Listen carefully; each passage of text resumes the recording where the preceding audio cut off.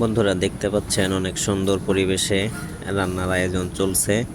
তো আজকে আমাদের রান্নার বাবুর্চি আমাদের বড় ভাই, তাকে জিজ্ঞাসা করব। আজকে ভাই আমাদের কোম্পানি থেকে ছোটো ভাইদের মিলে একটা অনুষ্ঠান করতেছি। আমরা খিচুড়ি এবং কি বোনা বোনা খিচুড়ি এবং কি খাসির মাংস দিই। খাসির মাংস সেপারেট এবং কি খিচুড়ি সেপারেট। তা সবাই মিলে একটা উদ্যোগ নিয়েছি যে আজকে বিকেল দিকে হয়তো খানা হবে। আজকে এই বিশাল আয়োজনের বাবুর্চি কে? আমরা সবাই মিলে বলতে সবাই ছোটো ভাইরা হেল্প করতেছে, হয়তো আমি একটু মাতবুরি করতেছি আর কিছু না। আর ওখানে আছে মাংস, দেখে আসো।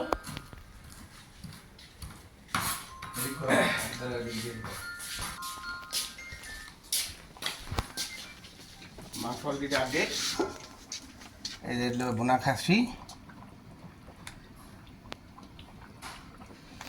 মাংস এই আমাদের পরিবেশটা একটু অশৃঙ্খলা হলেও তবে আমরা সবাই মিলেমিশে মানে আশা করি না তো, বছরে একবার হয়তো আমরা অনুষ্ঠান করি।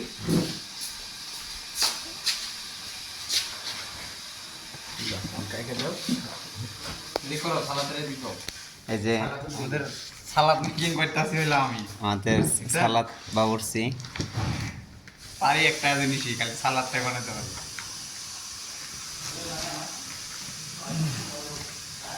মাংসটা আবার ঘুরাই না।